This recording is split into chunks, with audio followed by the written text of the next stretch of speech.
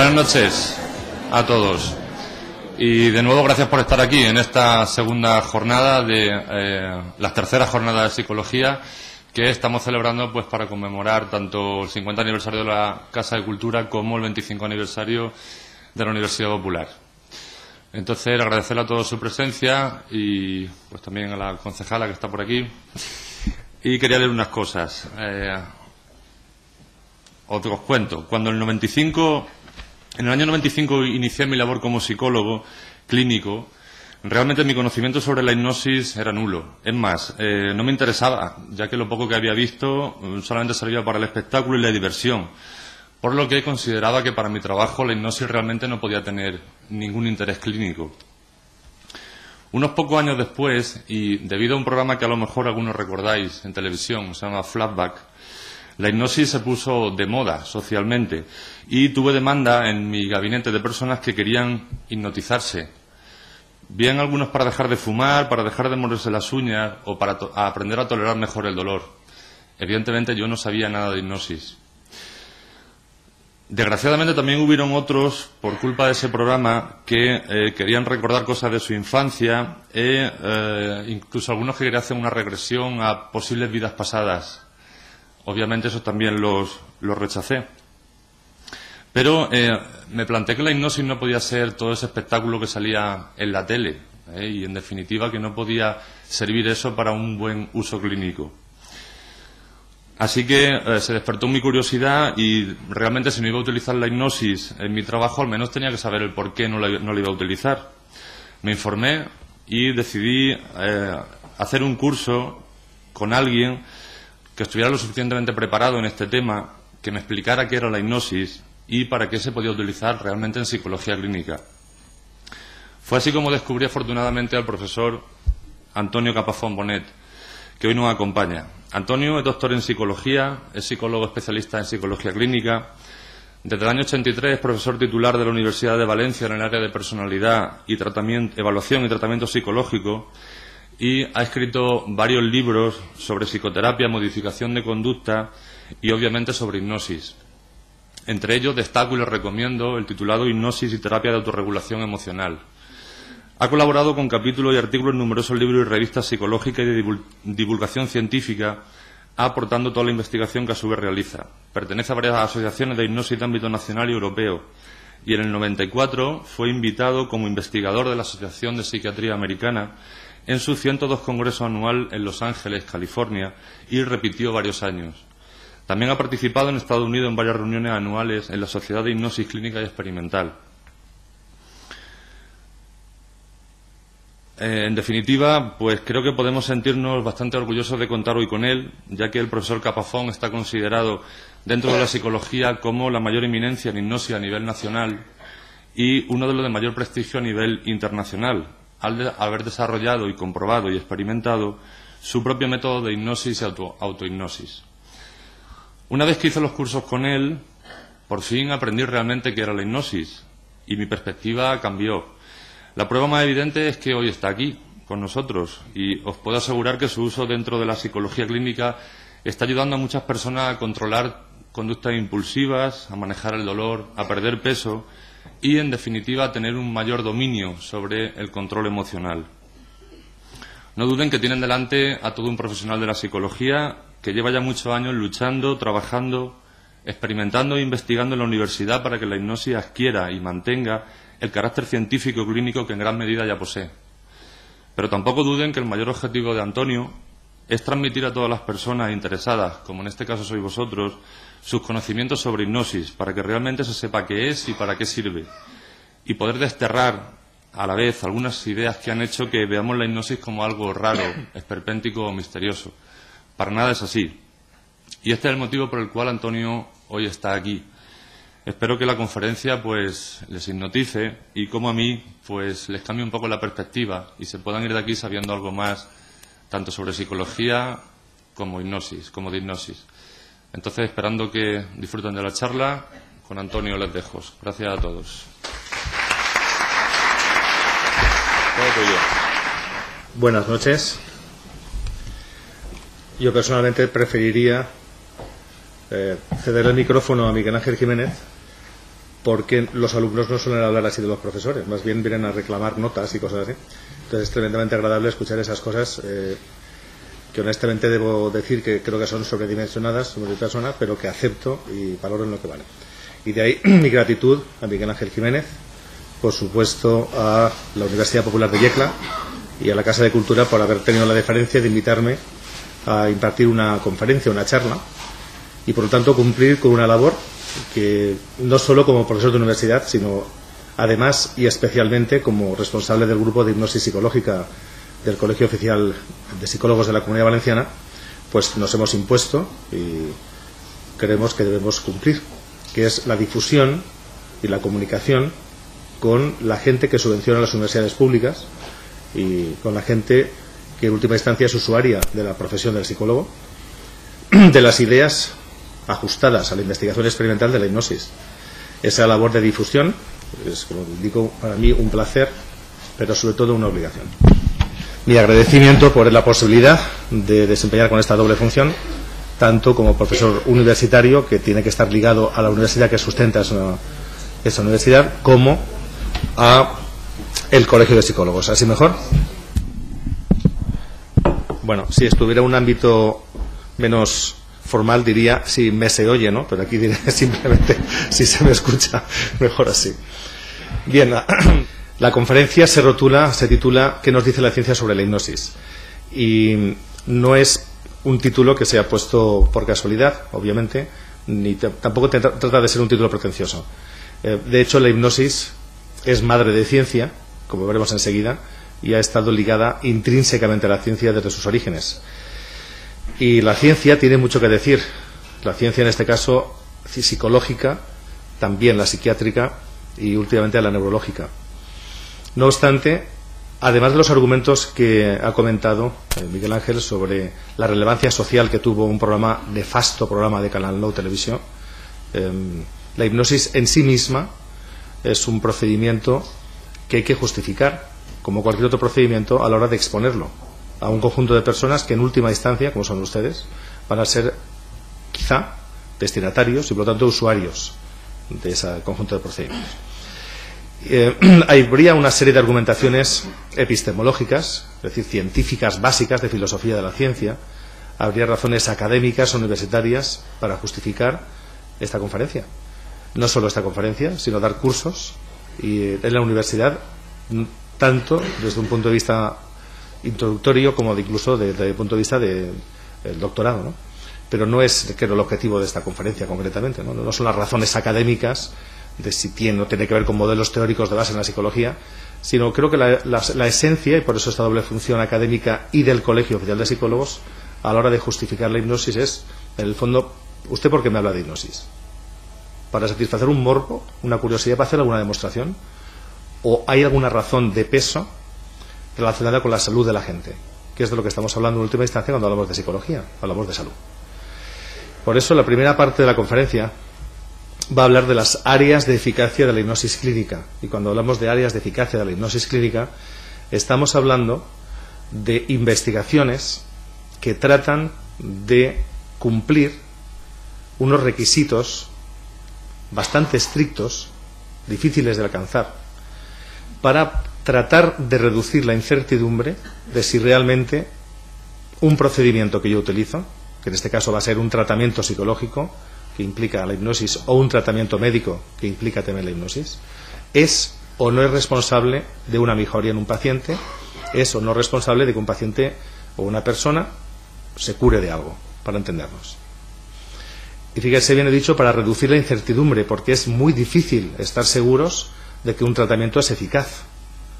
Es muy difícil, exige mucha dedicación, mucho rigor, mucha investigación, y siempre al final cualquier científico serio va a decir, usted habla de probabilidades, es muy probable que su tratamiento sea el responsable, pero estar seguro es muy difícil. Por lo tanto, lo que le voy a comentar ahora supone un conjunto de esfuerzos para reducir la incertidumbre. Estamos casi seguros de que lo que le vamos a decir es cierto, pero tenemos que dejar una puerta abierta a la ciencia, porque quizás dentro de unos años cambiemos de opinión y digamos, mire, no era exactamente la hipnosis, era otra cosa. Pero hasta la fecha, lo que sí que sabemos es que los procedimientos hipnóticos ese conjunto de técnicas que tienen ya más de 100 años, algunas de ellas, son muy eficaces, son muy útiles para reducir el dolor. Ahí les he puesto algunas de las zonas, de las áreas de trabajo en medicina donde se ha demostrado que la hipnosis es un tratamiento bien establecido, que hay que recomendar a los pacientes, que no basta decir quizá esto le ayude, sino dentro de la panoplia amplia de procedimientos médicos y psicológicos para tolerar, aliviar, incluso reducir el dolor, la hipnosis funciona especialmente bien para cuando se desvidan las heridas por quemaduras, que es algo muy doloroso, para cuando se hacen aspiraciones de médulas ósea y en el parto. Aquí hay evidencia experimental que avala que ese tratamiento hay que recomendarlo a los pacientes. En algunas ocasiones se dice si la hipnosis es útil para el dolor, pero solo para unos pocos. No es verdad. Cuando se ha contrastado esta hipótesis, se ha observado que alrededor del 75% de las personas que reciben alguna intervención médica que incluye la hipnosis o psicológica que incluye la hipnosis, hasta un 75%, es decir, 3/4 partes de los pacientes alcanzan reducciones sustanciales.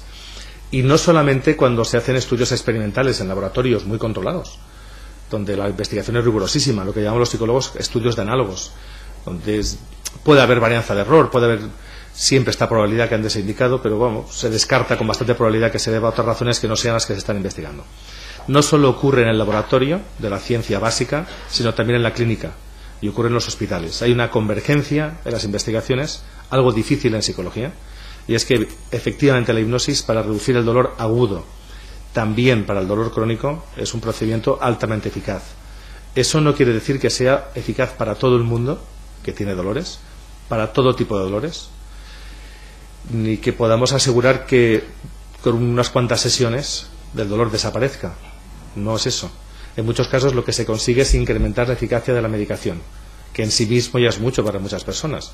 Si utilizan menos ibuprofeno, si utilizan menos anestesia, en el caso de odontólogos, por ejemplo, utilizando la hipnosis, aunque experimenten dolor, en casos que hemos reducido, primero, la ingesta de sustancias que son ajenas al cuerpo y le van a afectar y tendrán efectos secundarios. Pero también hemos reducido la cuantía, el monto económico que tiene que pagar la persona por su medicación, no digamos si es un sistema de salud pública. Por lo tanto, estamos hablando también de algo que se llama eficiencia. Incrementa la eficiencia de los procedimientos. Además, sabemos que no hace falta ser demasiado sugestionable. Con un poquito que se pueda responder, ser medianamente, incluso medianamente bajo, capaz de responder a sugestiones hipnóticas, se puede lograr cambios importantes en la tolerancia al dolor. Cabe decir también que incluso personas muy poco sugestionables, con unas pocas sesiones, pueden alcanzar este nivel mínimo para poder trabajar con la sugestión hipnótica. Por lo tanto, sin ser triunfalista y mucho menos ingenuo, podemos decir que la mayoría de la gente se puede beneficiar de la hipnosis para mejorar el efecto de los fármacos, para reducir el efecto que puede tener alguna alteración, sea o no tisular, sea o no del cuerpo, que provoque dolor. ¿A qué me refiero con esto? No solamente la hipnosis es útil para un dolor que podemos percibir como real, pues me he quemado, es obvio que me va a doler, sino para cuando no tenemos una parte del cuerpo que nos duele. Puede ser un brazo, puede ser una pierna, se llaman miembros fantasmas. Por lo tanto, en este caso, también la hipnosis puede ayudar en un tipo de trastorno, de un tipo de problema que difícilmente funciona con medicación. Investigaciones tan recientes como que se han publicado en el pasado amplían el rango de dolores y una vez más se ha demostrado que la hipnosis es útil para reducir las cefaleas. No tanto las migrañas si se cogen al inicio puede ayudar bastante, pero las migrañas sabemos que son un tipo de dolores de cabeza bastante costosos en cuanto al sufrimiento y en cuanto a la medicación que hace falta y que consigue resultados más bien mediocres, pero sí para las cefaleas, sobre todo si son cefaleas tensionales. Por lo tanto, a medida que avanza la investigación en el campo del dolor, vamos observando que la intuición y la experiencia de los psicólogos y de los médicos con sus pacientes se puede comprobar a nivel experimental. Es difícil en la actualidad decir que la hipnosis no es un procedimiento eficaz para reducir, aliviar y a veces incluso eliminar completamente el dolor. Lo que no podemos decir es que no hace falta la anestesia y que podemos sustituirla por la hipnosis. Es muy pocas las personas que pueden evitarse una anestesia, utilicen o no la hipnosis, y determinadas operaciones son inconcebibles solamente con hipnosis. No parece razonable que hipnoticemos a una persona y le podamos abrir el cerebro sin anestesiarla de una forma química, ¿no? Teniendo en cuenta estos parámetros, no obstante, Vuelvo a insistir, la hipnosis para el manejo del dolor es un procedimiento que hay que recomendar a los pacientes, y desde un punto de vista deontológico, de la práctica clínica, no sería honesto ocultarse a los pacientes. De ahí creo la tremenda honestidad de Miguel Ángel, de intentar formarse e informarse sobre la hipnosis y llevarla también a donde él puede llevarla, que es este ámbito de la ciudad de Yecla. Dentro del campo de la medicina hay estudios relativamente bien controlados, luego ampliaremos un poquito más la información, que muestran que la hipnosis ayuda mucho a personas que van a ser operadas. Por lo tanto, se muestra útil, como dice la transparencia, en la preparación preoperatoria y de un conjunto muy variado de operaciones, incluso algunas de ellas muy graves.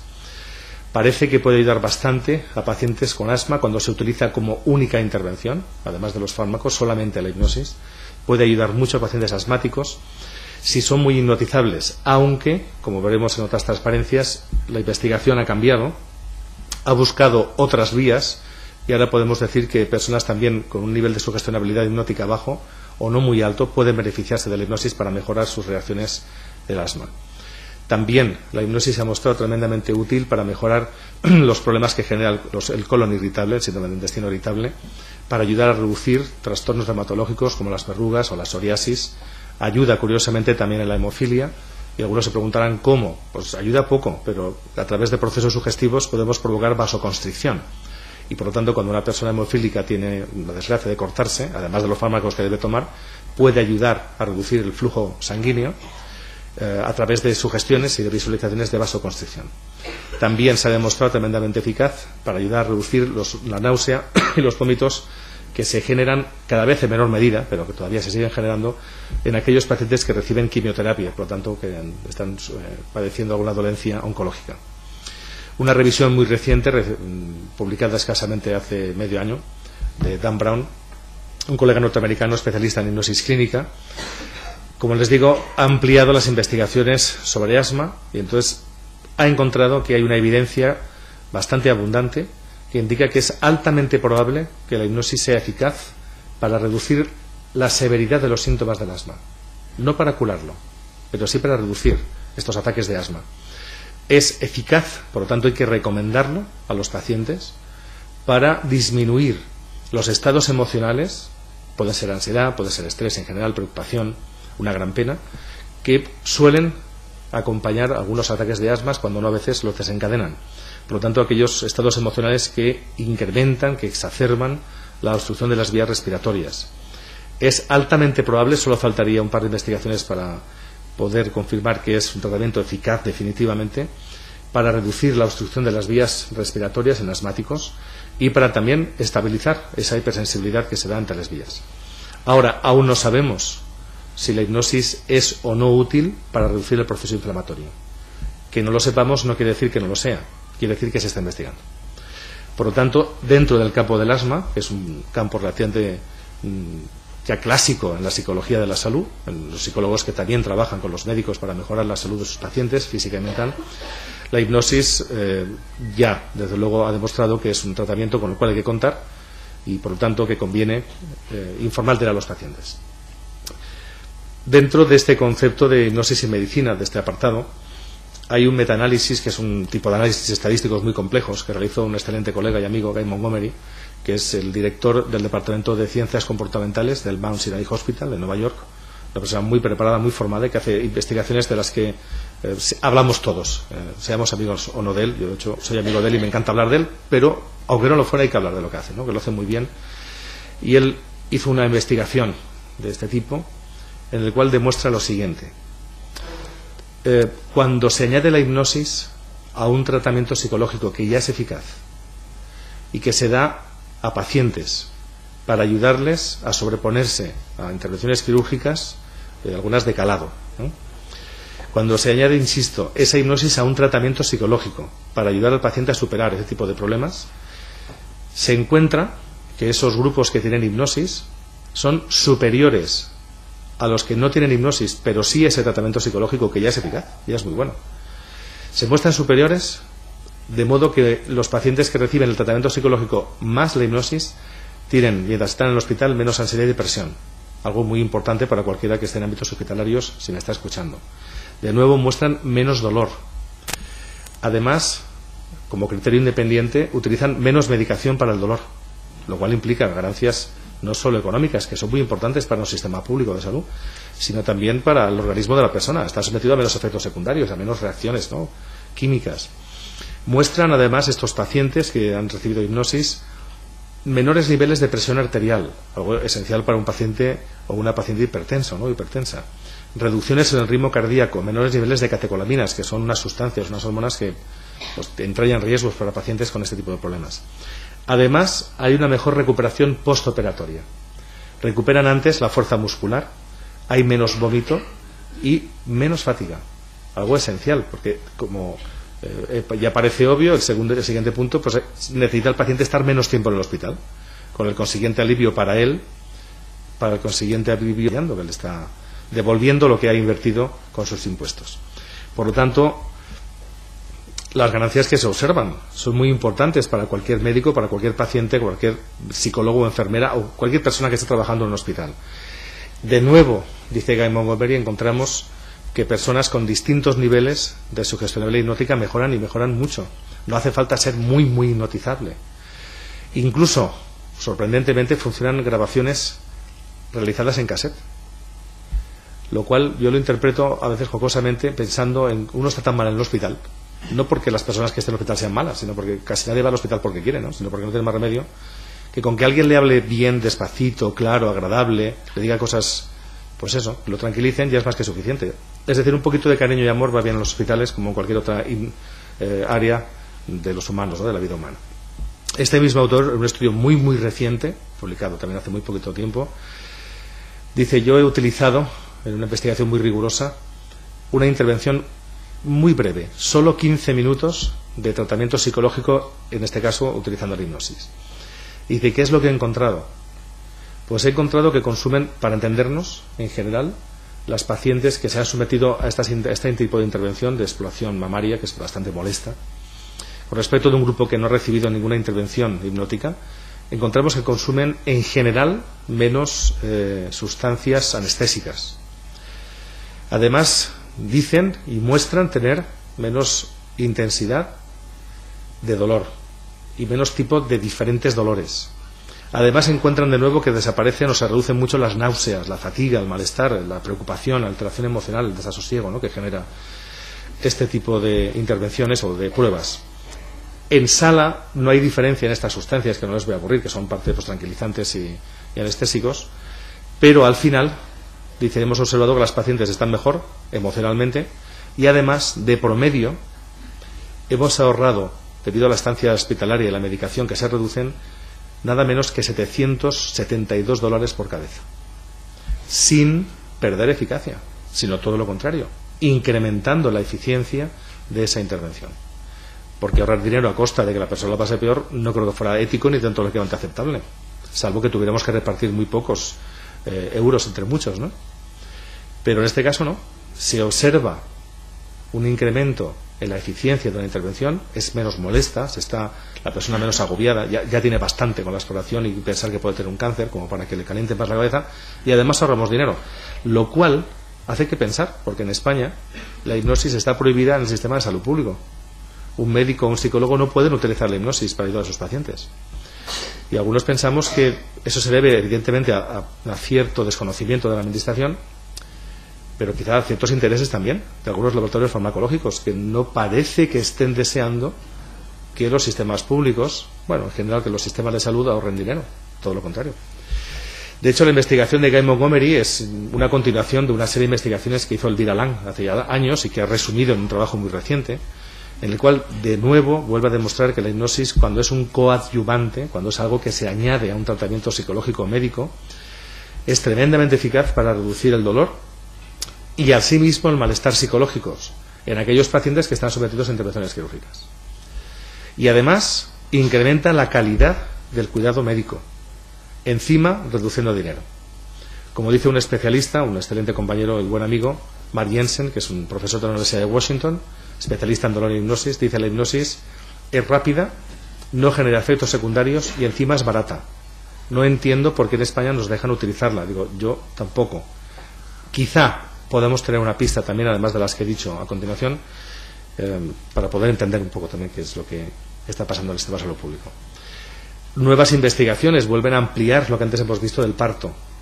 De nuevo, el campo de la obstetricia, la hipnosis se observa que reduce los anestésicos y los analgésicos, que de nuevo reduce los 2 primeros estadios del parto. Eso ya se sabía, pero ahora hay evidencia muy contundente, ¿no?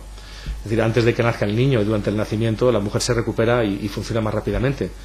Y además disminuye la probabilidad de partos prematuros, algo pues también importante, sobre todo teniendo en cuenta los problemas que está habiendo actualmente, ¿no? En el caso de dejar de fumar, la evidencia que se ha acumulado dice lo que dice la evidencia que existe sobre los tratamientos psicológicos y también farmacológicos. Todos son muy malos, sinceramente. Para dejar de fumar la cosa se nos complica mucho. Por muy malos quiero decir que las tasas de éxito cuando acaba la intervención pueden ser del 90%, pero al cabo de un año es difícil encontrar mejorías más allá del 50% de personas. Recae mucha gente, muchas personas, ¿no? Por eso hacía falta una ley. Y la ley está consiguiendo que muchas más personas se conciencien a la hora de dejar de fumar y de saber que en el fondo es una adicción y cuando yo fumo, fumo yo y el que está al lado, ¿no? Teniendo eso en cuenta y teniendo en cuenta que buena parte de la investigación que se había hecho hasta hace cosa de 10 años en psicología, en medicina y por lo tanto en la hipnosis estaba no muy bien hecha, porque confiábamos, pensábamos que los pacientes decían la verdad cuando nos comentaban: he dejado de fumar, señor doctor, señor psicólogo. Luego no era verdad, no habían dejado de fumar. Sabemos que seguro que tienen experiencia de algunos familiares suyos o ustedes mismos, espero que no, de con enfermedades graves coronarias, incluso con enfisemas, de seguir fumando a escondidas. Cuando se ha medido biológicamente si la persona ha fumado o no, hemos descubierto que los tratamientos son flojos. Teniendo en cuenta esa carencia en general de la medicina y de la psicología, la hipnosis es igual de mala o igual de buena que cualquier otra intervención. No es ni mejor ni peor en cuanto a eficacia. Sin embargo, sí que parece más eficiente, con menos sesiones y padeciendo menos el paciente, consigue prácticamente lo mismo, cuando una veces más, que otros procedimientos, placebo incluido. Por lo tanto, los especialistas ya van empezando a recomendar la utilización de la hipnosis también para dejar de fumar. Hace muy poquito tiempo, escasamente, pues creo que fue un mes, me invitaron a dar una conferencia en unas jornadas que se hicieron en la ciudad de Cartagena, creo que eran unas jornadas de la región de Murcia sobre tabaquismo, y a los que estaban los especialistas que habían, y algunos de ámbito nacional e internacional, les sorprendió mucho esta investigación, ¿no? Conocer que la hipnosis puede aportar tanto sabiendo las carencias que tenemos, ¿no? Bien, además observamos que se da en el campo de la hipnosis lo mismo que se da en el campo de la psicología y la medicina. Las chicas lo tenéis mucho peor para dejar de fumar. Y las razones no son biológicas. Las razones no parece que tenga que ver con el síndrome de abstinencia o dependencia nicotínica, porque la mujer parece que tiene menos dependencia nicotínica que el varón. El problema es más bien social y de, entre otros, de reafirmación si son mujeres mayores, de moda si son mujeres jóvenes, pero casi siempre relacionado con la dieta. Cuando uno fuma, come menos y entonces ayuda a mantener la dieta, ¿no?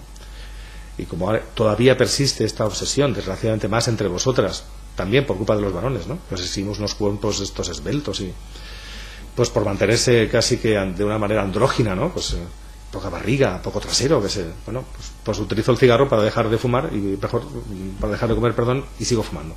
Por lo tanto, sabemos que la psicología, la medicina y por lo tanto la hipnosis tiene un recorrido por delante importante en el campo del tabaco, especialmente con vosotras, ¿no? En el caso de los niños la cosa está bastante floja, no hay mucha investigación. Sabemos que los niños funcionan muy bien con la sugestión, sea no hipnótica, pero no ha habido mucha investigación.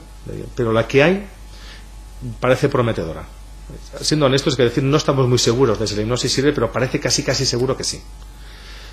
Sobre todo, más que para la enuresis, donde todavía falta investigación rigurosa, aunque parece que ayuda, especialmente en el campo del dolor, una vez más, y para lo mismo que con los adultos, para reducir las náuseas y los efectos secundarios colaterales que tiene la quimioterapia, ¿no?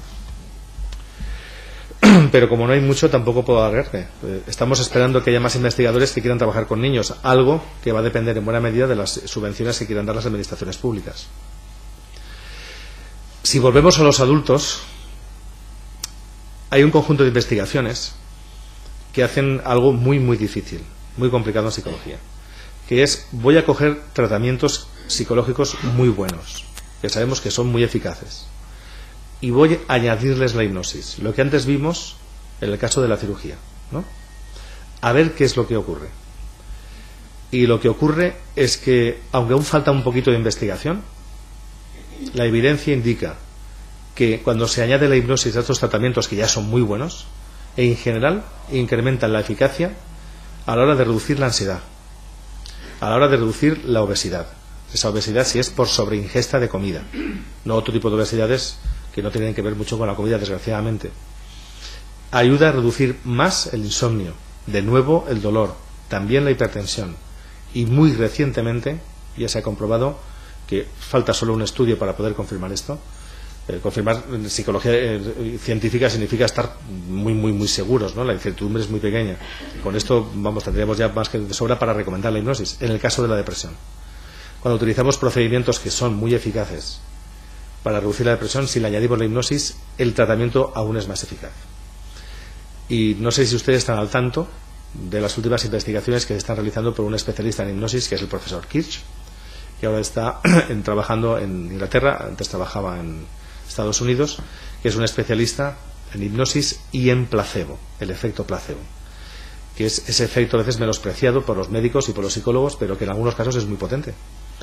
Y este profesor, es un excelente colega, también un buen amigo, ha publicado una serie de estudios de los cuales se ha hecho eco hasta el país, aquí en España, también en Portugal y en Estados Unidos, en el cual demuestra que el efecto placebo, que es darle a alguien una pastilla que no tiene nada, pues seguramente nada más que un poquito de azúcar o glucosa, funciona igual de bien que los antidepresivos. Incluso en algunos casos los mejora. Lo cual ha revolucionado y está revolucionando en este momento el campo de los antidepresivos. La diferencia es que el placebo no tiene efectos secundarios. Y dice el profesor Kirch, si en el fondo de la hipnosis está utilizando cosas parecidas al placebo, utiliza la sugestión, utiliza la imaginación, utiliza la motivación de la persona, utiliza su autocontrol, solo que la hipnosis no engaña. Bueno, según quién engaña mucho, de eso vamos a hablar, pero cuando se utiliza desde el punto de vista clínico, como la utiliza Miguel Ángel, no se engaña a la persona, se le dice claramente qué es lo que hay, como yo le estoy diciendo a ustedes, ¿no? No es de extrañar que la hipnosis sea un buen procedimiento para la depresión y también para la ansiedad. Además sabemos que no es la relajación que habitualmente acompaña a la hipnosis, aunque no hace falta, lo que mejora, no es la relajación, y sí sabemos que a medida que avanza el tiempo, sobre todo en el caso de la obesidad, las personas siguen perdiendo grasa más en el grupo de hipnosis que en el grupo que no tiene hipnosis. Por lo tanto, de nuevo dice esta investigadora, Nancy Schoenberger, la hipnosis es eficiente. Por muy poco da mucho. Hay que utilizarla, ¿no? En el caso del trauma se refiere en este caso a cuando una persona ha estado al borde de la muerte, ha acariciado la muerte o la muerte le ha acariciado a él y no estaba por la labor. O ha visto como seres queridos han estado a punto de morir, o ha habido una desintegración moral, psicológica muy fuerte, torturas psicológicas, maltratos, etcétera, ¿no? Hay habido dos tipos de trastornos asociados al trauma, el trastorno de estrés agudo y el trastorno de estrés postraumático. Esencialmente estos dos, ¿no?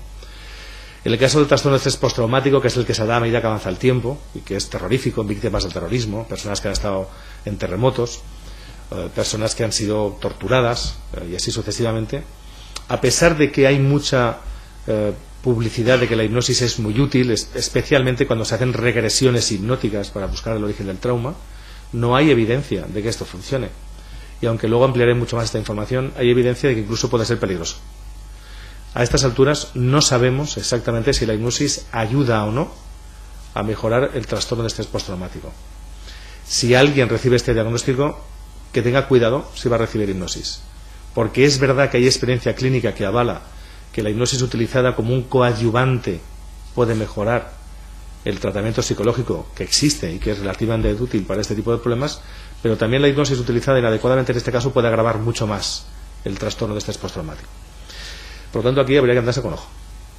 Y en el caso de la hipnosis para el tratamiento de estrés agudo, tampoco hay mucha más información. Solamente hay un estudio, igual que el anterior, quizá mejor hecho y más reciente, hecho por Brian, que dice que parece que la hipnosis ayuda a mejorar los tratamientos psicológicos para el trastorno de estrés agudo, que son las reacciones al estrés que se dan inmediatamente después y durante un mes siguiente a este trauma que se puede haber sufrido, ¿no? Por lo tanto, en el caso del trauma, hay que decirlo honestamente, no sabemos qué pasa. Y sí sabemos que se puede perjudicar. Y para terminar esta primera parte de por qué la hipnosis, a pesar de que una serie de investigadores siguen buscando evidencia experimental, o al menos empírica, de que la hipnosis sola, como única intervención, al margen de la psicología, y casi al margen de muchos tratamientos médicos, es útil como terapia, como tratamiento exclusivo, pues no lo encuentran. Y aunque siguen luchando y hacen estudios pues muy bien hechos, como dicen nuestros autores, ¿no? Flamer y Bongard, lo encuentran que la hipnosis ayuda un poquito, bien más o menos, con trastornos psicológicos, y muy poco en tratamientos médicos o en aquellas alteraciones que exigen tratamientos médicos. Esto después se lo voy a volver a recordar, y les voy a poner algunos ejemplos de personas que nos están prometiendo una serie de cosas que son altamente peligrosas. La hipnosis sola no es en general útil. Va a tener que acompañarse de algo más, de un buen tratamiento médico, de un buen tratamiento psicológico o de las dos cosas, si hablamos ya en psicología de la salud. Por lo tanto, y en general, habría que decir, ¿la hipnosis es útil? Sí, pero hay que seguir trabajando y sabemos que va a ser útil en algunos casos más que en otros. Sabemos, por ejemplo, que es tremendamente útil para el dolor, para reducir la agorafobia, el miedo a salir a las calles y de excursión, a espacios abiertos. No ayuda mucho a mejorar la eficacia de ese procedimiento que existe ya, que es la exposición. Sí es eficiente. Por lo tanto, podríamos concluir esta primera parte. La hipnosis va a ayudar bastante en cuanto a la eficacia, en algunas cosas, en otras menos, pero en casi todas va a ayudar a que el paciente esté más a gusto, seguramente en la mayoría de los casos, como ya está comprobándose, a que el tratamiento dure menos, por lo tanto sea menos costoso, y que le sea más agradable. Esta parte es esencial también para los psicólogos, cuando a veces tenemos que recomendar ciertos tratamientos que son, por norma, desagradables. En general, dejar de fumar no es muy agradable. Y cuando hacemos los tratamientos para determinadas fobias, no digamos para la depresión, el paciente tiene que hacer ciertas cosas que no son muy agradables al principio. Ayudarle a que lo que es bastante desagradable en muchos casos sea tolerable cuando no incluso damos la vuelta y la persona lo disfruta, es una labor muy importante. Tanto como ahorrar economía, ahorrar dinero, ahorrar visitas, ahorrar... a veces cuando decimos, no, es que voy al psicólogo, ¿ay, qué te cuesta? Bueno, el psicólogo me puede costar lo que me cuesta, pero me cuesta más el canguro que dejo con mis hijos. O me cuesta pedir el favor cuando tengo que marcharme porque no puedo atender a mi suegra o a mi padre o a quien tenga que atender, ¿no? Ir al psicólogo supone, igual que el médico, pues algo más que solamente gastar unos euros y perder un cuarto de hora o una hora. Exigen mucho, en algunos casos, trasladarse lejos de casa, etcétera, etcétera, ¿no? Reducir la duración de las sesiones y su frecuencia es algo que no es de segundo orden. Es algo muy importante, siempre que no perdamos eficacia.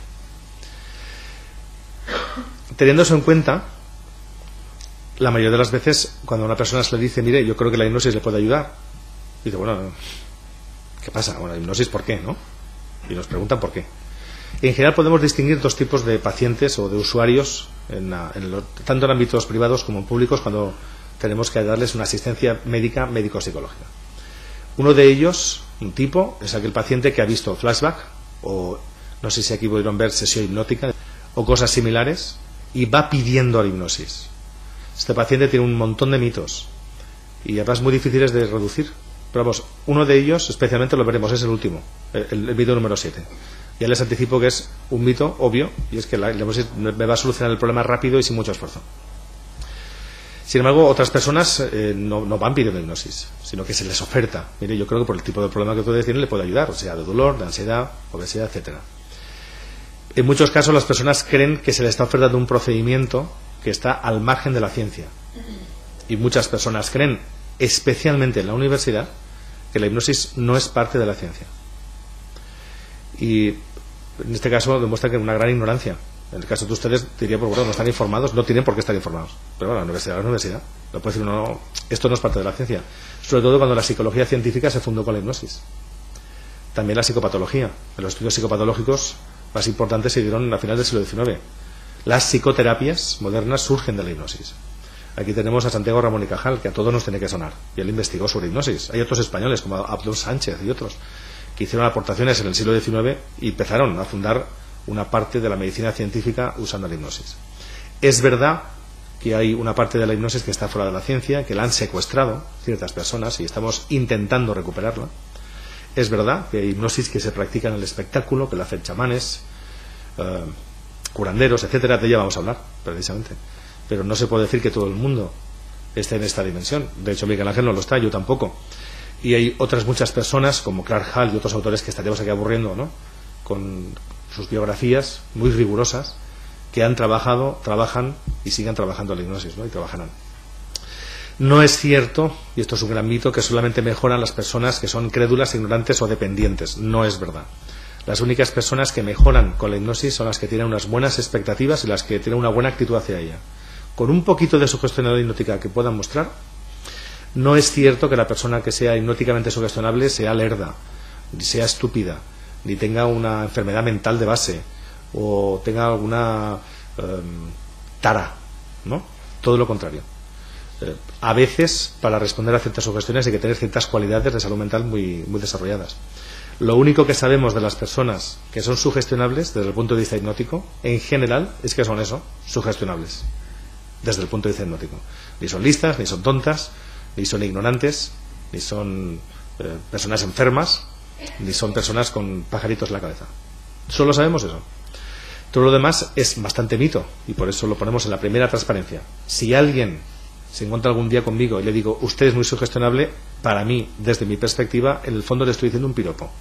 Le estoy diciendo que tiene una gran capacidad para, utilizando su cerebro, producir cambios incluso en su propia biología. Algo que no es fácil para muchas personas. Otro mito bastante frecuente es que la hipnosis implica un estado de trance y uno se puede quedar ahí enganchado. ¿Y qué pasa? Si me quedo ahí enganchado en estado de trance, ¿cómo salgo? ¿Me moriría de hambre?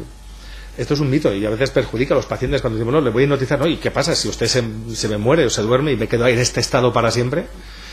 Pues bueno, sería muy largo explicar, y el concepto de trance también, según cómo se perciba, es otro mito más de la psicología y de la medicina, ¿no? Pero lo que les puedo decir es que esto no es verdad. No hay nadie que se quede enganchado en estado de trance. Nadie. Hay investigaciones que ya se han hecho hace muchos años.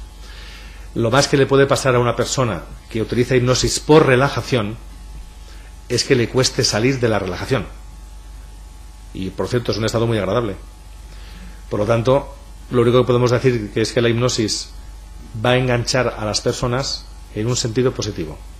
En algunos casos les gusta tanto que dicen, ya sé lo que tengo que hacer, y se van a la consulta. Y hay que decir, no, espérese, usted no sabe lo que tiene que hacer. Sabe autohipnotizarse y sabe que es muy divertido, pero no es suficiente, hay que esperar un poco más. Todo lo que les hayan contado de que uno se puede morir hipnotizado y se queda hipnotizado en el más allá, como decía Edgar Allan Poe, es mucho de literatura y muy brillante, pero poco de ciencia. Hay un mito bastante frecuente incluso entre académicos, y es que la hipnosis en sí misma es patógena, genera enfermedad. Si alguien no está mal, lo pone mal. Si alguien está un poquito mal, lo agrava. Y si alguien tiene una enfermedad latente, que significa una enfermedad que está por ahí, algunos dicen, ¿y si yo soy latentemente homosexual? ¿No? Y primero creen que es una enfermedad cuando no lo es. Y en segundo lugar, uno latentemente no es homosexual. Es homosexual o no, y se da cuenta o no, antes o después, pero no es latentemente, ¿no? O tengo alguna alteración ahí disociada. Si me hipnotizan, esto me lo va a sacar a flote. Para resumir mucho, puesto que hay que dar tiempo al coloquio, les puedo decir que la hipnosis en sí misma no genera ningún tipo de patología. Ninguno. No hay ninguna evidencia, más bien al contrario. Son las creencias sobre la hipnosis las que pueden perjudicar. Lo que uno cree. Igual que puede pasar con el vudú y otras magias negras, ¿no? Según lo que yo crea, en psicología se llama profecía autocumplida. Si una persona está segura de que le va a dar un infarto de miocardio, la probabilidad de que le dé incrementa mucho. Muchísimo. Por lo tanto, lo que tenemos que hacer es ayudar a las personas a que tengan unas creencias ajustadas. Lo que puede generar problemas en la psicología es que una persona crea que eso puede ser un problema.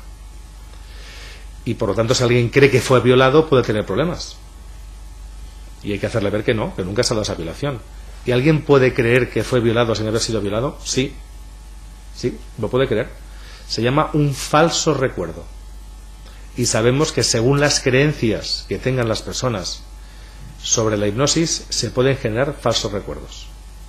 Que es la única iatrogenia, que quiere decir el único efecto secundario que la hipnosis puede tener. Y no se debe a ella, se debe a las falsas creencias de quien la aplica y de quien la recibe. ¿Cuáles son esas creencias?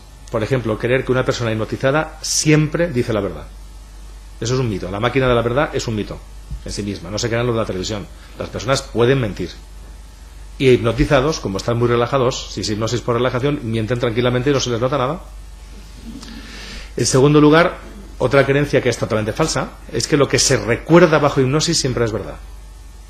Y eso es falso. Algunos creen que la hipnosis es la puerta al inconsciente y que el inconsciente es una parte de nuestra mente donde queda registrado, grabado, todo fielmente desde el nacimiento. Bueno, algunos creen que desde la gestación, algunos creen que desde vidas anteriores. Y la hipnosis sirve para entrar a ese pozo lleno de información y sacarlo. Lo primero que hay que decir es que el inconsciente es una forma de entenderse, es una metáfora. Es algo que utilizamos los psicólogos a veces para entendernos, pero no es una entidad en sí misma. Suponiendo que exista el inconsciente y suponiendo que funcione como algunos psicólogos, yo diría más bien pseudopsicólogos, dicen que funciona como un disco duro, ¿no? Como este ordenador. Yo tengo un disco duro, ahí queda todo almacenado y mi inconsciente es esa parte del hardware donde yo no veo, pero ahí está toda la información.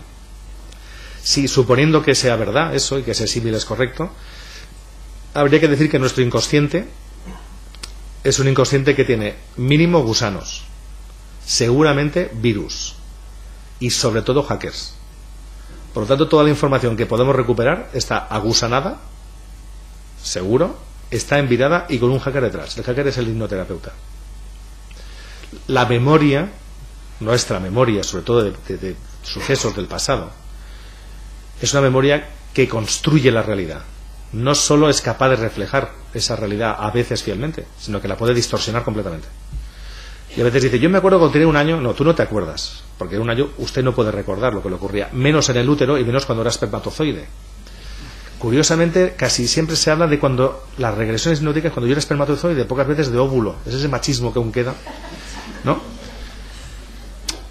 Usted no puede recordar, su cerebro no está milenizado para eso. Usted recuerda las fotos que le han enseñado, las anécdotas de los padres, eso sí. Y también puede fantasear. Yo les hago esto un poco jocoso, ¿no? Pero es un tema muy serio.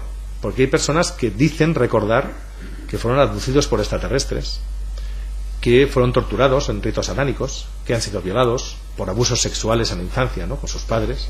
Hay casos dramáticos, ¿no? Y esto se ha confirmado a través de regresiones hipnóticas. La persona no recordaba nada, se le ha hecho una regresión hipnótica y recuerda todo eso. Y se lo cree. Y casi siempre es mentira. Casi siempre. No hay forma de distinguir un recuerdo falso de uno verdadero. Es casi imposible. Por lo tanto, estamos hablando de cosas muy graves. Imagínense que uno de ustedes es un cristiano católico, buen practicante, y su hija va a un hipnoterapeuta que le hace una regresión. Y descubre su hija que cuando tenía 10 años fue violada por usted. Y además descubre que se quedó embarazada. Y además descubre que su mujer ayudó en un aborto. ¿Qué piensan ustedes que va a pensar la hija y cómo va a reaccionar? Es más, supuestamente deberéis a los juzgados a denunciarlos. Esto es un caso real.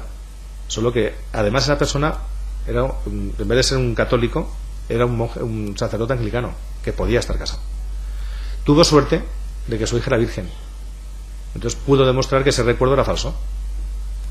Pero fíjese lo que llegó a recordar esta mujer. Y luego esta mujer contaba el proceso por el cual se había ido creyendo toda la confabulación que este hipnoterapeuta había implantado en su mente. ¿Porque la mujer era idiota? No. ¿Porque era estúpida? No. Simplemente creía en su terapeuta y tenía unas ideas totalmente equivocadas sobre la realidad. Y el problema no es de la hipnosis, es de la creencia de que cuando una persona está en regresión hipnótica, algo que en flashback nos hacían creer permanentemente, recordaba fielmente la realidad, lo cual es falso.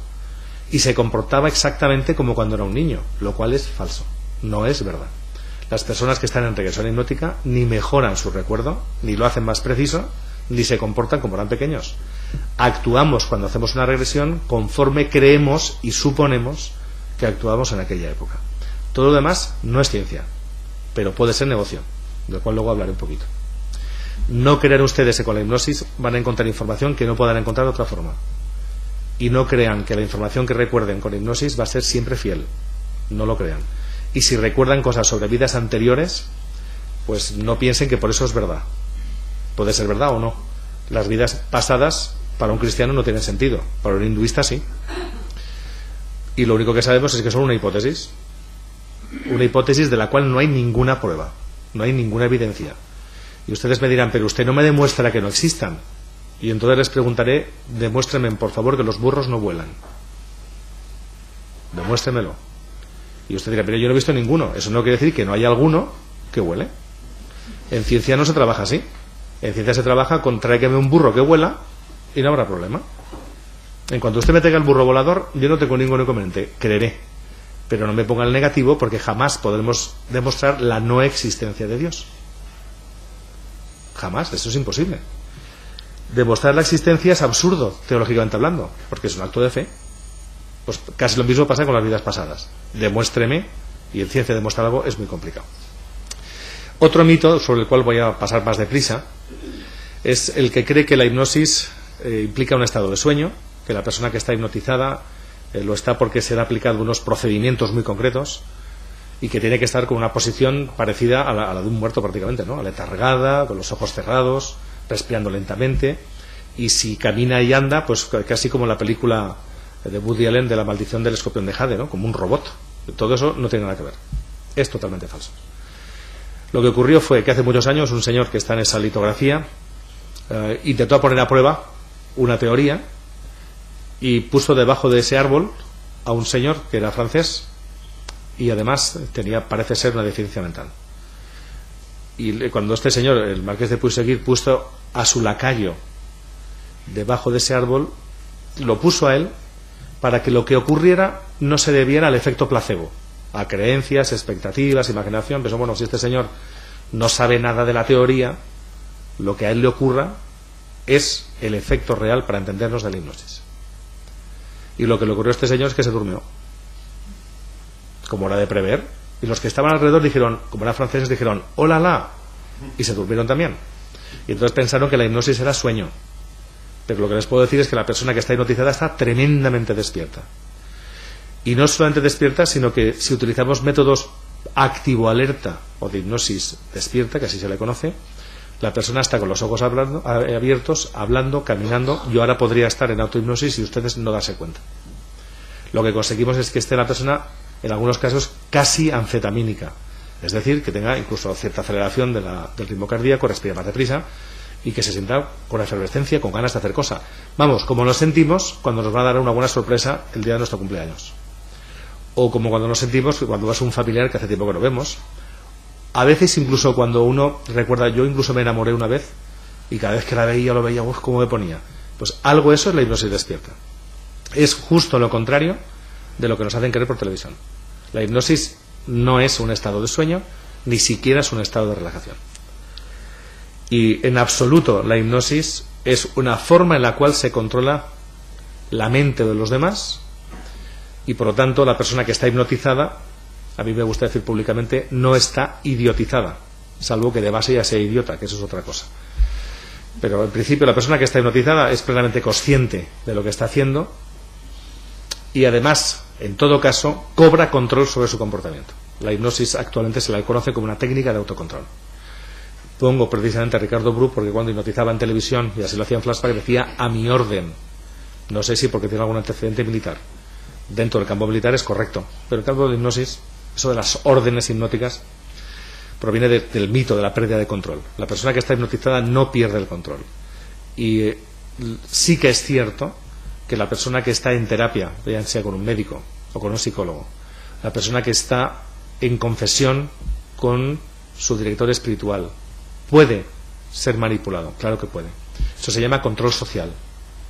Yo aquí, en estos momentos, les estoy contando una serie de cosas y seguro que si les dijera ahora vamos a hacer una pequeña demostración inocua, harían algunas tonterías que otra.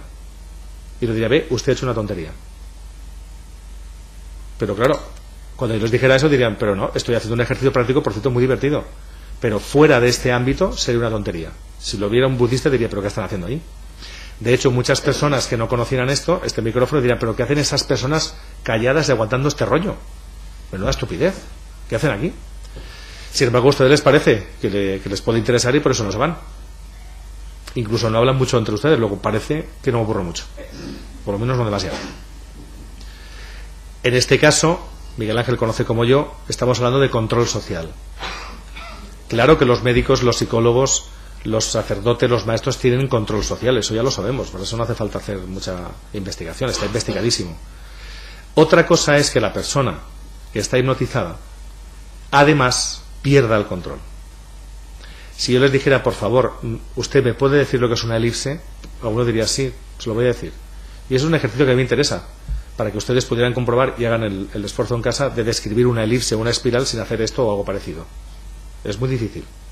Y nos viene bien para saber lo que es un comportamiento automático, diferenciarlo de involuntario, etcétera, etcétera. Pero si yo les dijera a todos, por favor, desnúdense, diría, bueno, este es otro loco del espectáculo. Y diría, ya está bien. Y si alguien se desnudara, yo la mandaría al psiquiatra directamente. O lo mandaría al psiquiatra directamente. Tendría un problema grave, ¿no? Desde esta perspectiva, es una tontería. Las personas hipnotizadas no pierden el control, para nada. No es verdad que yo pueda ir a un cajero que está en el Mercadona o cualquier otro establecimiento y decirle, por favor, deme todo el dinero y me voy, como sale en los periódicos. Es que es mentira, es falso. Otra cosa es que el cajero o la cajera tenga un contubernio con el supuesto hipnotizador, y yo no quería porque estaba hipnotizado, ¿no? A ustedes se lo contarán, a mí no, y a Miguel Ángel tampoco. Digo, mira, a mí no me lo cuente, ¿eh? Bien, igual que con la hipnosis no se consigue saltar 5 metros de altura, no se consigue. No conseguimos nada con la hipnosis que no podamos conseguir sin ella. Eso lo sabemos todos los que trabajamos en hipnosis. Otra cosa es que con la hipnosis empecemos a descubrir que podemos hacer mucho más de lo que pensamos, que es lo que a veces ocurre cuando estamos con las vaquillas, con los toros, ¿no? Yo he visto a gente que ha sido topada por una vaquilla en estas, o sea, de los pueblos de Valencia, que aquí también se hace, ¿no? En los pueblos de Murcia yo sé que también hay ruedos por ahí, y he visto a alguien bien topado, con el tobillo destrozado, y cómo me duele, hasta que tiene la vaquilla detrás. Y he visto saltar por encima de 4 y engancharse a un balcón y decir, ¿qué hago yo aquí? ¿No? Eso se llama analgesia por estrés.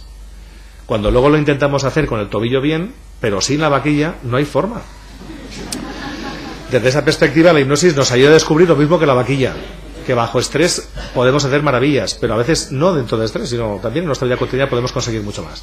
Que es una labor, por cierto, de los psicólogos, que descubramos nuestros recursos, nuestras capacidades.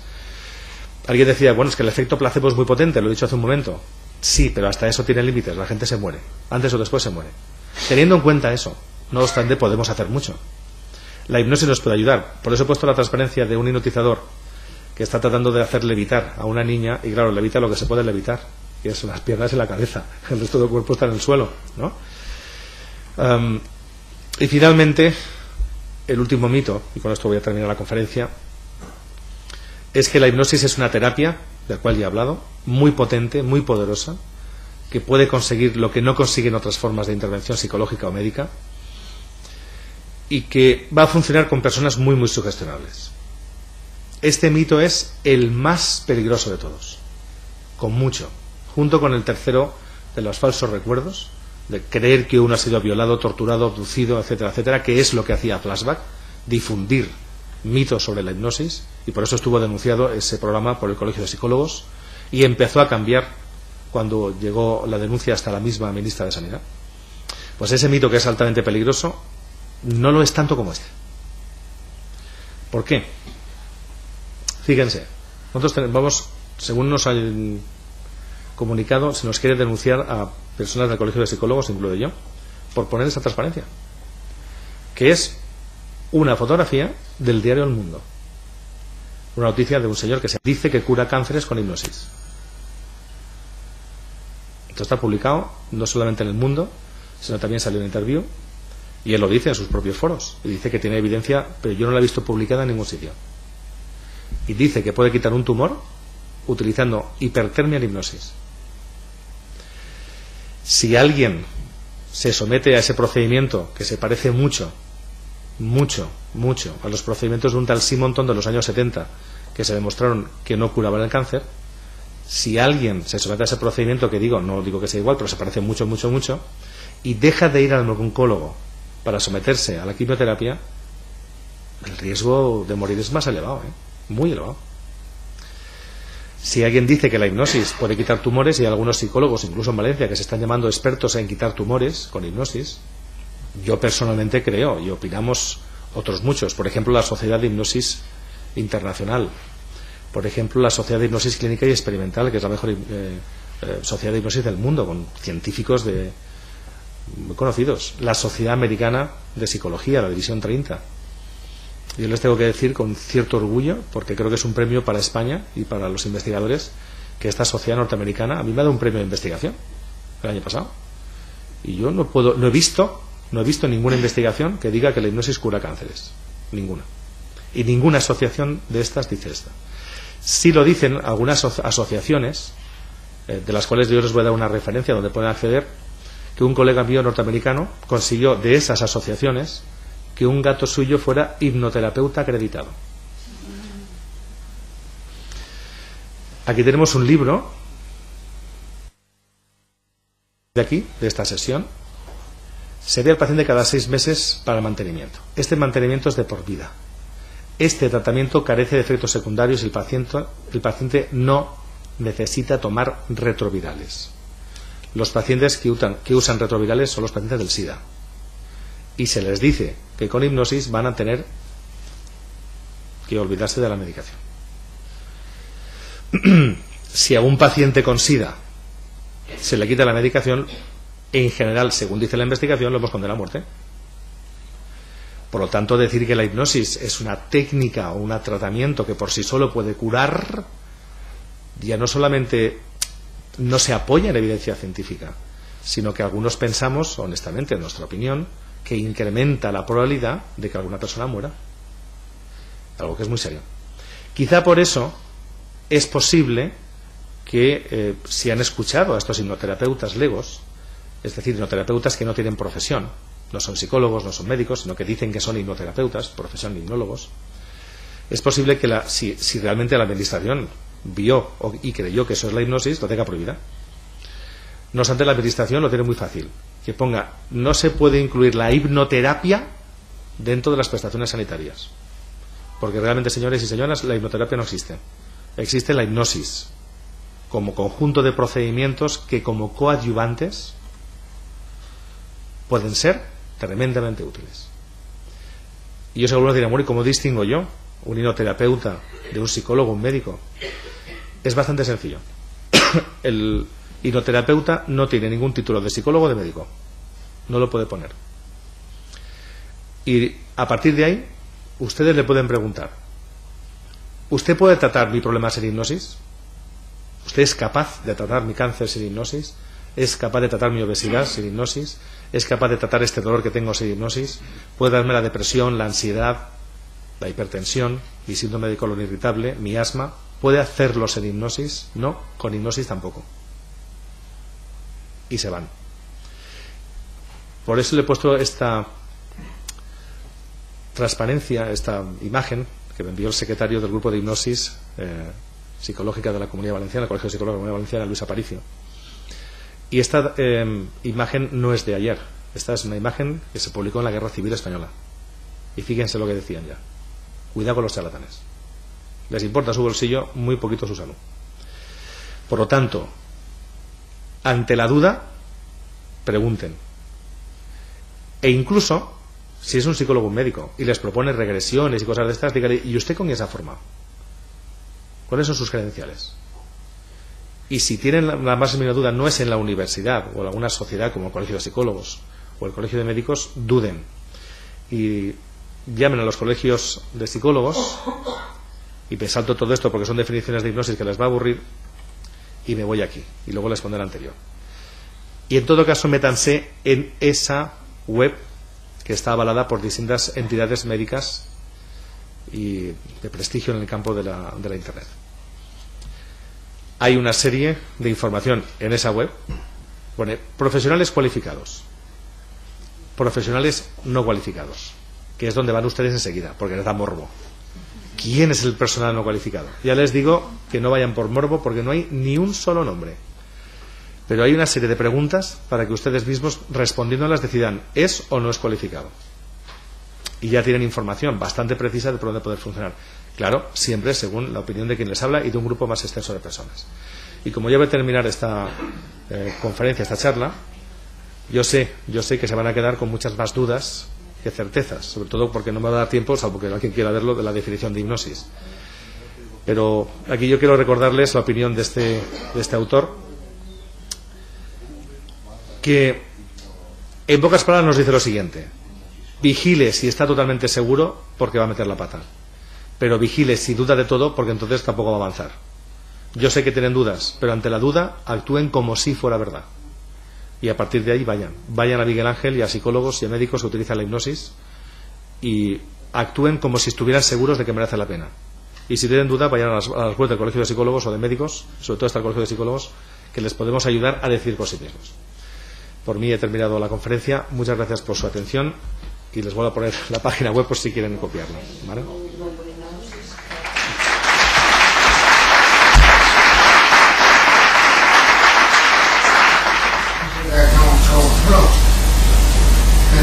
Eres un impostor. Siempre sí que ha habido, que Pupeto se llamaba. No, es que no entiendo la pregunta, perdón. Que por qué en hipnosis hay tanta duda y tanta camuflaje, cuando por ejemplo en abogados, los abogados no suelen estar camuflados. Yo digo que sí, que también hay turpetos. Ya, pero es que ese es el problema, es que la hipnosis no es una profesión. En la psicología, tenemos que comparar psicología con abogados. La hipnosis hay problema porque no es una profesión y se la ha sacado de donde corresponde, que es una técnica de la medicina y de la psicología, fuera de ese ámbito para llevarla al espectáculo y para llevarla a una pseudo profesión. Ese es el problema. La culpa históricamente se la puedo contar, pero será un aburrimiento. Ya empezó en el siglo XIX, con Charcot. La pregunta para mí es cómo la recuperamos. Y una forma de recuperar la hipnosis para los usuarios, que son los de última instancia, los que tienen la palabra, son actos como este. No solo estos actos, pero también estos actos. Pero no confundamos la hipnosis con una profesión. No lo es. Mi pregunta es, cuando se está aplicando la hipnosis en algunos tratamientos, ¿no? ¿Cuál es el tiempo de duración? Por ejemplo, tú has dicho que se puede para el dolor, o para un quirófano, o para una técnica. El tiempo de esa hipnosis el tiempo que dura esa terapia, ¿qué tiempo es? ¿Qué tiempo se mantiene? ¿Lo da el psicólogo o la misma persona se puede defender? Todo va a depender del problema de la persona, del tipo de paciente. En general, si es posible, a la persona le vamos a enseñar procedimientos para que se autohipnotice. Y según el tipo de problema, pues será una hipnosis por relajación con ojos cerrados. Por ejemplo, si usted va a estar en una sala de espera antes de ser intervenido, puede ser interesante que esté meditando prácticamente. O si es un problema, por ejemplo, de fobia social, me apetece mucho preguntar, pero me da mucha vergüenza, alguien no se puede poner así, ¿no? Los ojos cerrados. Le daremos técnicas de autohipnosis para que pueda estar tranquila, serena, con ganas, con ojos abiertos. Según el tipo de intervención, la hipnosis durará toda la intervención. Por ejemplo, una depresión puede durar el tratamiento casi un año. Entonces las sesiones se acompañarán regularmente de hipnosis. O si es una intervención muy breve, como puede ser para el tabaquismo o para algún tipo de fobias, hay fobias que sin hipnosis se eliminan en una sesión. La cuestión también es preguntar cuánto dura la sesión. Yo he visto sesiones de 17 horas y eso ya son 17 sesiones de una hora. Entonces no hay una pauta fija, va a depender, igual que en medicina. Bueno, para quitarme la fiebre, ¿qué tengo que hacer? Pues vamos a ver primero qué es lo que tiene y a partir de ahí durará más o durará menos. En general, salvo pacientes muy concretos, tiende a acortarse la sesión aprendiendo técnicas de autohipnosis. Y la duración del procedimiento de inducción puede ser tan rápido como 3, 2, 1, 0. Ya está. Eso requiere práctica, pero no mucha. A veces necesitamos inducciones más largas, pero con autohipnosis hemos llegado ya, gracias a Dios, gracias a la ciencia, a estos niveles de rapidez. ¿Y la persona no puede ser manipulable bajo hipnosis? No más que fuera de hipnosis. No más, exactamente igual. Sí, lo cual quiere decir que, como he dicho antes, según quien tenga yo de confesor, según quien tenga yo de gurú, según quien tenga de psicólogo o de médico, claro que se me puede manipular. ¿O es que no hay médicos que recomiendan ciertos tratamientos porque los los laboratorios farmacológicos les pagan el coche? ¿Las cosas claras? ¿O es que no hay psicólogos que alargan innecesariamente ciertas intervenciones porque les conviene? Algunos psicólogos dicen, es que con estas técnicas me van tan deprisa que se van de la consulta. Bueno, pues eso es lo que tiene que ser. Si me lo permiten, sin vergüenzas en todas partes. En todas partes. Tener un título ayuda en todo caso a reducir incertidumbre. Es más difícil que esta persona quiera manipularme. Y manipularme se entiende que quiera perjudicarme a medio y largo plazo, ¿no? Es más difícil que quede impune, porque detrás hay un colegio profesional, se le puede denunciar. Pero si alguien dice que pertenece a una asociación de hipnosis que puede incluso acreditar gatos, la probabilidad de que nos defendamos de ellos es muy difícil, ¿no? Las personas somos fácilmente manipulables a través de la información. Por lo tanto, quienes son expertos en la manipulación, si lo desean, son los periodistas y los políticos. Ahora bien, si yo dijera les voy a hipnotizar y si mi intención fuera robar la cartera, iba por mal camino. Porque cuando se dice a una persona, mira, ¿qué te voy a hipnotizar? Para ver. ¿Qué pasa aquí? En nuestro momento cultural, intentar hipnotizar a una persona para manipularla en este sentido es el peor camino de todos. Porque enseguida estamos alerta. De hecho, en los cursos cuando se piden voluntarios, y hemos estado muchas horas hablando de hipnosis, no solamente esta conferencia, sino hasta 3 y 4 horas, se ha aportado evidencia experimental para gente que ya está muy preparada, como está Miguel Ángel, que entiende la terminología científica. Cuando pedimos voluntarios, como dicen, bueno, y no solamente es el miedo a ser manipulado, sino al descontrol. ¿Y si cuento que tengo un amante que no sabe nadie? ¿Y si cuento que robé en la iglesia el cepillo cuando era pequeñito y me daría mucha vergüenza porque soy cardenal? Lo cual, por cierto, también es falso. Uno no pierde el control por eso. Los canarios, y me refiero a los habitantes de las Islas Canarias, tiene un refrán que a mí me gusta mucho a este efecto. Dicen, borracho y cochino nunca pierden el tino. Que quiere decir que el que está borracho y el que no se lava no es porque es un marranillo o porque le gusta el alcohol. El hipnotizado, como he dicho antes, no está idiotizado. Si es tonto o idiota, que vaya al psicólogo, que le puede ayudar mucho. ¿Perdón? Estaba comentando que cómo es posible que la televisión idiotice con la hipnosis y nos quieran hacer creer que eso que está pasando es verdad. Yo creo que la televisión no hipnotiza solo con la hipnosis. Yo no voy a, como sé que estoy siendo rodado, no voy a insistir. Me refería a los programas y eso de los que usted hablaba, que puede hacer una persona el ridículo, espantoso, que lo hacen para que, yo no sé, que se rían de ella. Es que no sé, no me explico, siendo tan diferente lo que usted ha explicado, explica sobre la hipnosis, cómo estamos todos tan confundidos y desconocemos tanto lo que es la hipnosis a estos niveles. Claro, pero es que hay televisiones que ya están hartos del espectáculo, de la desinformación, y están empezando ya a dar, por ejemplo, el programa Redes. Tuvo un programa en el cual me invitó, aunque también hay televisiones que han suspendido programas con el flashback, como Telemadrid la suspendió, y hay televisiones, como algunas de Castellón, que nos han invitado a dar conferencias y a hablar, ¿no? Pero, ¿qué es lo que ocurre cuando una persona va a un plato de televisión a ver un espectáculo de hipnosis? ¿Qué espera ver esa persona? Desde luego, generalmente no espera ver esto, ¿no? Ni espera oír esto. Cuando alguien va a un plato de televisión y espera ver un espectáculo de hipnosis, lo que espera es ver a gente haciendo tonterías. Y si sale de voluntario, sabe que va a hacer tonterías. Yo voy a hacer una pregunta, si me lo permiten, a pesar de que me están dando las cámaras. Es muy frecuente el plato de estos ejercicios que hacen en la televisión, en las televisiones, ponerle a los chicos, a un chico, unas gafas a través de las cuales, cuando está hipnotizado, es capaz de ver a las chicas desnudas. A mí eso me parece de una falta de respeto machista, porque no se la dan a las chicas también, ¿no? Y yo voy a hacer una pregunta que no hace falta que me respondan a todos los varones que están aquí. ¿Os hace falta algunas gafas para ver a las chicas desnudas? Yo confieso que a mí no. A mí no me hace ninguna falta. Solo que cuando me ponen en el plató esas gafas, puedo repasar a todas las chicas bien repasado, como hacemos en la playa de escondidas. Está mi mujer al lado y encima se ríe.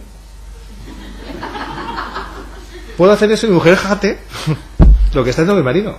Mientras que si lo hace cuando va por la calle, aquí nos viene como al mirador. Ya hablaremos tú y yo después, ¿no? Además puedo hacer el idiota y encima salgo en televisión. Pero si es que es una perita en dulce. Para colmo me aplauden. Y no tengo que dar ninguna conferencia, ni tengo que ganarme el pan de una manera determinada, ni tengo que cantar bien. Solo tengo que hacer el idiota. Pues claro, es un espectáculo muy barato. ¿Cómo las televisiones no se van a aprovechar? Pues se aprovechan. Cada vez menos. De hecho, el último programa de televisión, del cual yo tenía noticia, que fue Sesión Hipnótica en Canal No, hubo una protesta oficial de colegios de psicólogos y otras asociaciones de psicólogos, diciendo por favor que dejaran de hacer idioteces en televisión. Y por cierto, de desinformar al público, porque decían que las fobias se quitaban así, sin más, sin ningún problemilla. Incluso una frase de cómo fue: mándenme a la consulta, le doy un repasito y a casa, como si estuviéramos hablando, no sé, del sastre, ¿no? O de una plancha. Personas que tienen fobias que son a veces muy incapacitantes. Por lo tanto, creo que va a haber una tendencia, la dirección contraria, pero no le extraña, la televisión nos utiliza de mil formas distintas. Sí, y esa en particular le sale muy barata. Muy barata. Es la realidad. Me ha quedado bastante claro lo que no es la hipnosis, pero si quieres que diga la verdad, no tengo demasiado claro lo que sí es.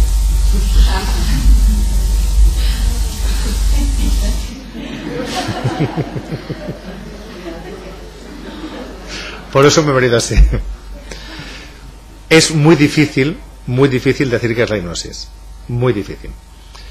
Y los investigadores se pelean como niños, porque son niños, Pero en general estamos todos de acuerdo en que la hipnosis es primero un conjunto de procedimientos donde alguien quiere influir sobre otro.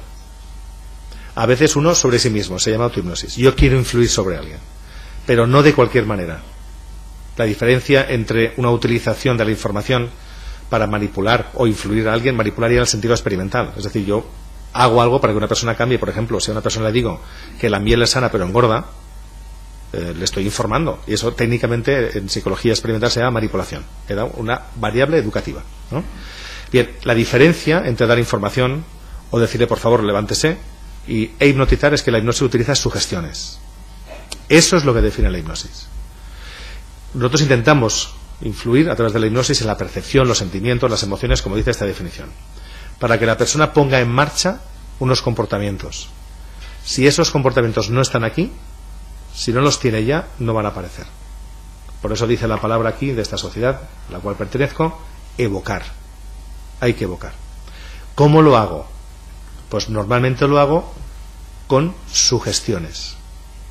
Es distinto que yo le dijera a usted levántese por favor, a note cómo le apetece levantarse, note cómo las piernas empiezan a moverse, sienta la necesidad de levantarse y dice, lo estoy notando. Las sugestiones se diferencian, como dice esa transparencia, de otras instrucciones en que se explican, se cuentan, se verbalizan de una manera muy pasiva. Fíjese en su brazo y verá como cada vez está más ligero, muy ligero, como si fuera una pluma, una pompa de jabón. Observará que se levanta, como si unas cuerdas tiraran hacia arriba. Y está levantándose, ¿no? Bien, una carencia de esfuerzo, como casi fueran involuntarios los actos, es la sensación que se transmite a través de las sugestiones. Si a eso le llamamos hipnosis, ya tenemos hipnosis. Y alguien dirá, caray, qué fuerte, ¿no? Yo noto ganas de levantarme. Y yo les digo, ¿cuál es la diferencia con el cine? Yo voy al cine, me cuentan una mentira. Bueno, para ser precisos, veo una ficción, una narrativa. Sé que es falso. Yo confío en que todos los que estemos aquí sepamos que lo que ocurre en cine es falso, ¿no? Si no, que acudan rápidamente a Miguel Ángel, que para esto tiene buena solución también, ¿no? Son actores.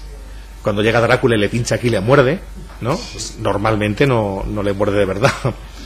Y menos lo hace vampiro. Bueno, sabemos que es una ficción. Sin embargo, una ficción que aceptamos como tal, en la cual nos involucramos, nos dejamos llevar por la propuesta del director, por el guionista, por los efectos, tiene efectos muy intensos y a veces tan duraderos que estamos 2 o 3 días con pesadillas, ¿no?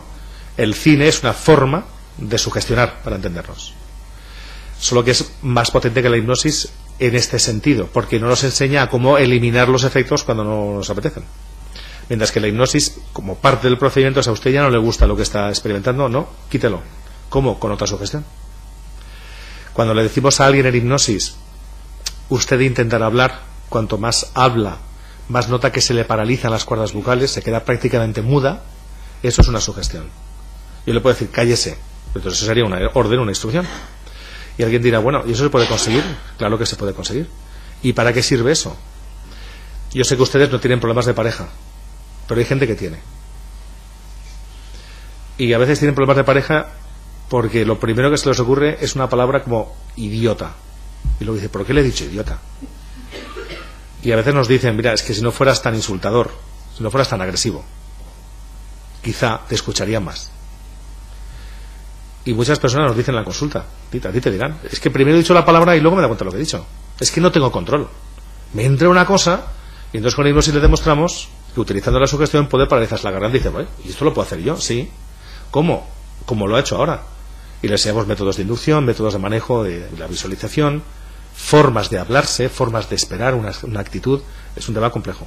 Pero básicamente la hipnosis es una forma de utilizar la sugestión, después de haber utilizado un método de inducción. Lo que ocurre es que la forma de utilizar la sugestión y los métodos de inducción son tan variados, es tan poliédrico, que responder a su pregunta sería ya no científicamente difícil, que lo es, sino con ejemplos cotidianos prácticamente imposible.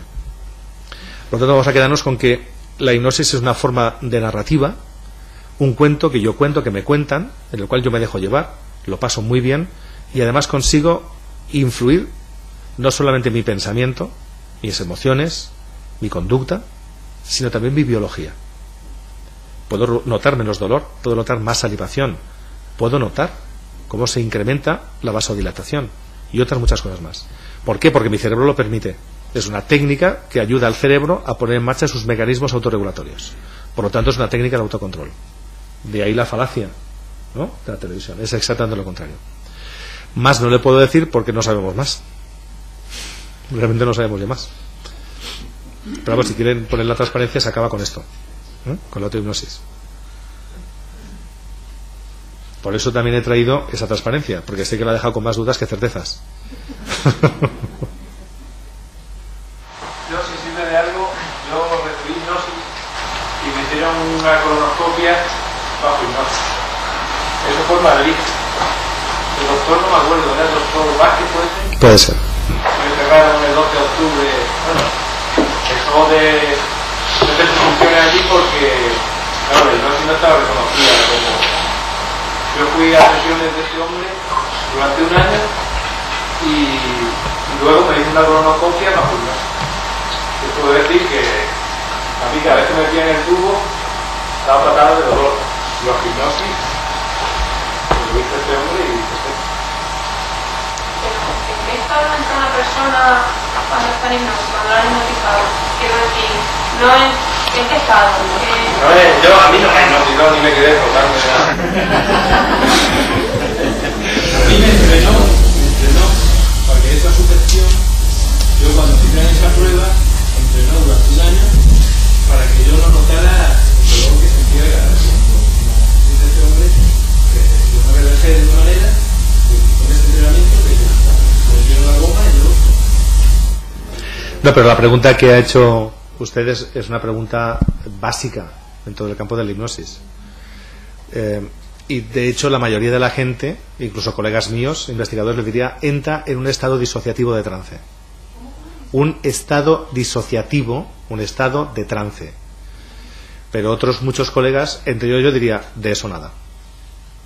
De eso nada. Hay evidencia que dice exactamente lo contrario. Quizá porque la pregunta está mal planteada. No por usted, sino por la investigación. ¿Por qué hay que entrar en ningún estado? ¿En qué estado entro yo cuando estoy en el cine? ¿En qué estado entro yo cuando estoy en psicoterapia? ¿En qué estado entro yo cuando estoy escuchando una conferencia? Por eso ahora se habla de focalización de la atención. La persona que está hipnotizada restringe su atención, se focaliza, pero eso es como decir que estoy viendo un partido de fútbol. Por lo tanto, muchos no creemos que ninguna persona esté en ningún estado especial.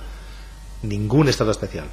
La pregunta que se están haciendo ahora los neurobiólogos, los neuropsicólogos, es más bien cuáles son los procesos biológicos, en este caso neuronales, que se dan parejo a las sugestiones, sean o no con hipnosis. ¿En qué estado entramos cuando nos dan placebo? Nadie se ha preguntado eso. Y sin embargo el placebo funciona, ¿eh? Especialmente para el dolor, cefaleas, depresión, etcétera. Tanto o más que la medicación. Hay una falacia que se ha descubierto recientemente gracias al profesor Kitsch, y es la siguiente. Algunos laboratorios, también psicólogos, investigadores psicólogos, pero ahora hablamos de fármacos, publican solamente los estudios clínicos que les salen positivos. En cuanto encuentran 2, ya están avalados, ya es un tratamiento eficaz. Este investigador, como quedan registros tanto en Estados Unidos como en Inglaterra y creo que en España también, de todos los ensayos clínicos que se hacen en los hospitales, los que están autorizados por la Administración, ha cogido todos esos ensayos y ha hecho estudios metaanalíticos. Y lo que ha comprobado es que el placebo funciona mejor que algunos fármacos, o al menos igual. ¿No? Por lo tanto, estamos hablando de que provoca cambios biológicos, cambios psicológicos, etcétera. Es decir, lo mismo que la hipnosis. Un momentito, lo mismo que la hipnosis. Igual que la hipnosis. Pero nadie se pregunta por qué estado genera el placebo. Quizá porque no hace falta. El cerebro no tiene por qué estar en ningún estado especial para poner en marcha recursos autorregulatorios. Eso no quiere decir que el placebo sea igual de que potente que toda clase de fármacos. Eso no es verdad. Eso sería un error garrafal. Eso no lo dice ninguna investigación. Hablamos de ciertos fármacos. ¿De acuerdo?